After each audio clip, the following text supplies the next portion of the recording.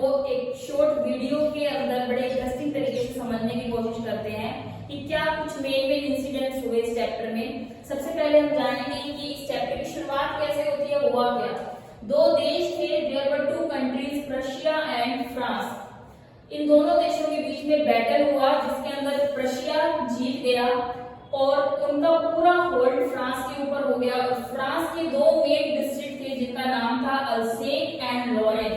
इन दोनों कंट्रीज ये जो कि सबसे मोस्ट इंपोर्टेंट कंट्रीज थी फ्रांस की। अब प्रशिया ने क्या किया कि अपने आप का होल्ड एस्टैब्लिश करने के लिए इन्होंने इन दोनों कंट्रीज के अंदर से जो फ्रेंच लैंग्वेज थी वो रिस्ट्रिक्टेड कर दी, वो बिल्कुल बैन कर दी कि ये दोनों कंट्रीज अब प्रशिया के अंदर है और प्रशिया की ही लैंग्वेज यहाँ पर पढ़ाई जाएगी। और उन्होंने यहाँ पर स्टार्ट कर दी जर्मन लैंग्वेज। और ये ऑर्डर आया था जर्मनी की कैपिटल बर्लिन से कि German would be taught in the schools of Alsace and Lorraine. यहाँ पर अब हम इस लैंग्वेज का इफेक्ट मोस्ट ऑफ द दो लोगों पर पढ़ेंगे। एक तो फ्रेंच लैंग्वेज की टीचर एम हैमल पर और एम हैमल की स्टूडेंट फ्रेंच पर। तो ये चैप्टर स्टार्ट होता है कि एम हैमल ने बच्चों को लर्न करने के लिए टॉपिक दिया था, ग्रामेटिकल टॉपिक जिसका नाम था पार्टिसिपल।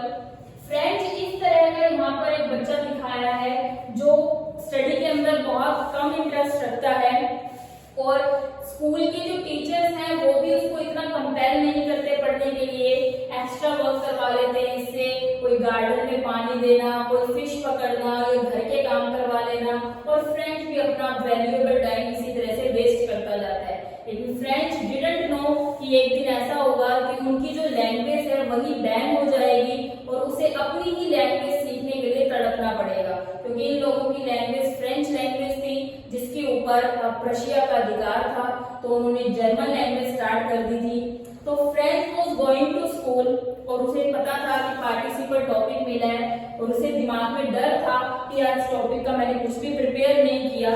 और एम हैमल बहुत ही स्ट्रिक्ट टीचर हैं, उनके पास हमेशा उनका एक रूलर, एक डंडा रहता था बच्चों को पनिशमेंट देने के लिए। ये सब चीजें सोचते हुए फ्रेंड ने सोचा कि क्यों ना स्कूल बंक कर दिया जाए, आज ना जाया जाए स्कूल। लेकिन फिर जब वो स्कूल जाता है तो स्कूल के रास्ते में वो काफी सारी चीजें नोटिस करता है, जैसे कि कुछ जो सोल्जर्स थे दे वर ड्रिलिंग का मतलब होता है युद्ध अभ्यास करना।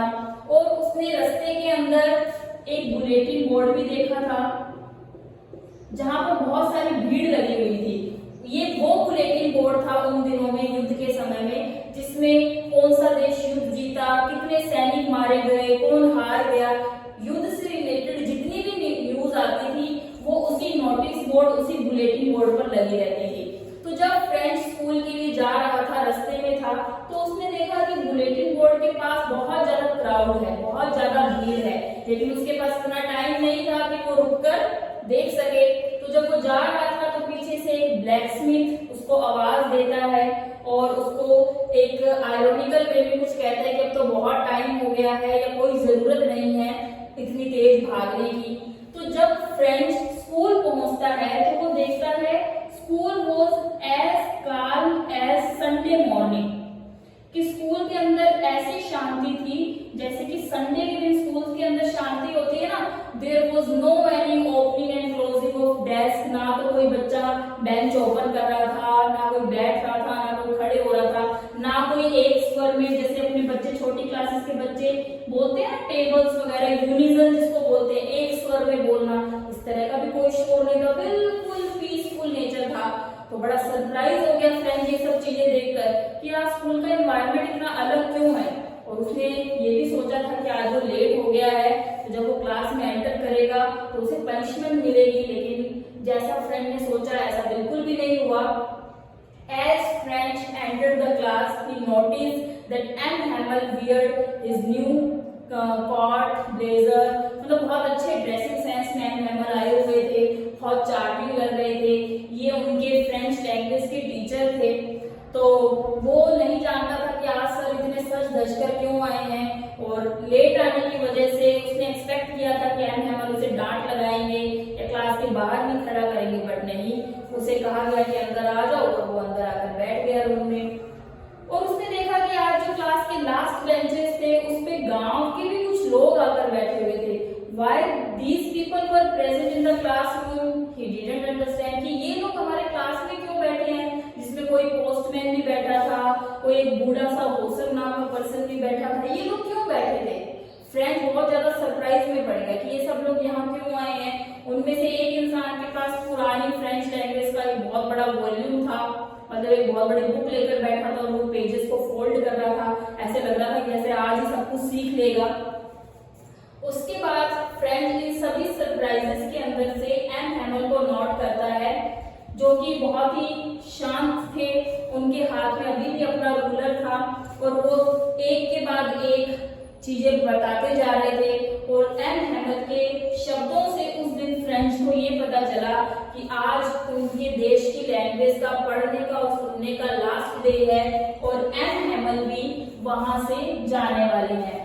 एम हैमल को उस स्कूल के अंदर अपनी सर्विसेज देते हुए ऑलमोस्ट 40 इयर्स हो गए थे, लेकिन जब आज उनका देश गुलाम हो गया था, एम हैमल फ्रेंच लैंग्वेज के टीचर होने के कारण उन्हें स्कूल से निकाल दिया गया, उन्हें जाना पड़ रहा था। तो यहाँ पर बहुत सारी चीजें फ्रेंच के दिमाग में आती है कि ये क्या हुआ, मैंने तो अभी तक अपनी लैंग्वेज का कुछ सुना ही नहीं, कुछ सीखा ही नहीं, और आज मेरी लैंग्वेज का लास्ट लेसन है, एक दिन में कैसे सीख लूंगा। और एम हैमल ने भी कोशिश की कि जितना वो सिखा सकता है अपने बच्चों को आज की डेट में सिखा जाए, लेकिन आप सब जानते हैं ऐसा पॉसिबल नहीं है। हमें टाइम की वैल्यू करनी चाहिए। यहाँ पर फ्रेंच ने टाइम की वैल्यू नहीं की थी, प्रीशियस टाइम जा चुका था। अब एक दिन में फ्रेंच भी सब कुछ सीखना चाहता था और एम हैमल भी उसको सब कुछ सिखाना चाहते थे। तो स्टेप बाय स्टेप कभी ग्रामर का चैप्टर, कभी राइटिंग चैप्टर, और उस दिन एम हैमल सभी बच्चों के लिए नई नोटबुक्स भी लाए थे। तो बहुत सारी इंटरेस्टिंग चीजें थी उस दिन स्कूल के अंदर, क्योंकि एम हैमल जो थे वो यहाँ पर ये चाहते थे कि मैं कम से कम मेरे देश के बच्चों को उनकी लैंग्वेज सिखा जाऊं, क्योंकि उनका ये मानना था कि जो लैंग्वेज होती है वो एक तरह की चाबी होती है किसी भी स्लेवरी से, किसी भी गुलामी से बाहर आने की। तो वो अपने बच्चों को ये मैसेज देना चाहते थे कि language is the key to come out from the prison of slavery, कि अगर आप गुलामी की जेल से बाहर आना चाहते हैं तो उसकी चाबी सिर्फ लैंग्वेज हो सकती है। आज हम गुलाम हैं तो हम मजबूर हैं, लेकिन हो सकता है कि आपकी लैंग्वेज आपको स्वतंत्र फील करवाने में आपकी मदद करेगी जब आप अपनी स्वतंत्रता के लिए लड़ेंगे।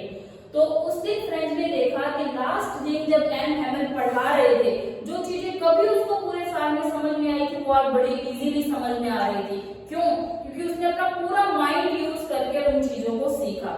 इस चैप्टर से हमें ये भी सीखने को मिलता है कि जब सही टाइम पर सही चीजें अगर हम अच्छे से सीखते हैं तो उस चीज को हम प्रीशियस बना सकते हैं। लेकिन यहाँ पर टाइम तो जा चुका था। एम हैमल ने पूरी कोशिश की अपने बच्चों को मैसेज करने की, उन्हें समझाने की कि आपके लिए आपकी लैंग्वेज कितनी इंपॉर्टेंस रखती है। लेकिन फ्रेंच को वो पुराने दिन पढ़ते पढ़ते याद आ जाते हैं कि कैसे मैं अपना टाइम वेस्ट करता था, क्लासेस अटेंड नहीं करता था। और एम हैमल को भी अपनी पुरानी चीजें याद आती है, क्या कि मैं इस बच्चे को कभी खाली फ्रेंच की ही मिस्टेक नहीं है, मेरी भी मिस्टेक है, इसको पढ़ाने के बजाय, एक्स्ट्रा टाइम देने के बजाय मैं इसे फिशिंग ट्रिप्स पर भेज देता था या गार्डन में पानी देने के लिए भेज देता था। तो हम दोनों ही अपने अपने वर्क्स के लिए रिस्पॉन्सिबल हैं। तो यहाँ पर फ्रेंच ने नोटिस किया लास्ट में कि एम हैमल की आईज नम थी, ऐसे लग रहा था जैसे कि वो अंदर ही अंदर रो रही हो, क्योंकि वो हम सबको बहुत मिस करने वाले थे और हम भी एम हैमल और उनकी लैंग्वेज को बहुत मिस करने वाले थे। आज हमारे देश की लैंग्वेज हमसे हमेशा के लिए छीन ली जाएगी। लास्ट में एम हैमल ने बोर्ड पर लिखा वीवा ला फ्रांस। ये फ्रेंच लैंग्वेज में लिखे हुए वर्ड्स थे जिसका मतलब था फ्रांस की जय हो। तो मेनली इस चैप्टर में ये क्वेश्चंस बनते हैं कि क्या ऑर्डर आया था बर्लिन से, most important question. Bulletin board के ऊपर क्या लिखा हुआ था, एम हैमल का कैरेक्टर स्केच, फ्रेंच का कैरेक्टर स्केच। एम हैमल ने उस दिन बच्चों को कौन सा टॉपिक लर्न करने के लिए बोला था, जब फ्रेंच स्कूल में आता है तो स्कूल का एनवायरनमेंट कैसे अलग था, क्या क्या चीजें उसने नोटिस की, जब वो क्लास में आया तो फ्रेंच ने क्या क्या नोटिस किया, और अपनी लैंग्वेज को बचाने के लिए, अपने आप को स्वतंत्र करवाने के लिए एम हैमल मैडम ने स्टूडेंट्स को क्या क्या एडवाइस दी देश के लिए, है ना। कौन सी 2 कंट्रीज के बीच में युद्ध हुआ था, फ्रेंड जब स्कूल आ रहा था तो उसने रास्ते में क्या क्या चीजें नोटिस की। These are the most important questions related to the last lesson. हमारा एक छोटा सा एफर्ट है कि अगर आप विजुअली इस चीज को देखेंगे तो आपको इंटरेस्टिंग तरीके से ये चीज समझ में आएगी। Thank you.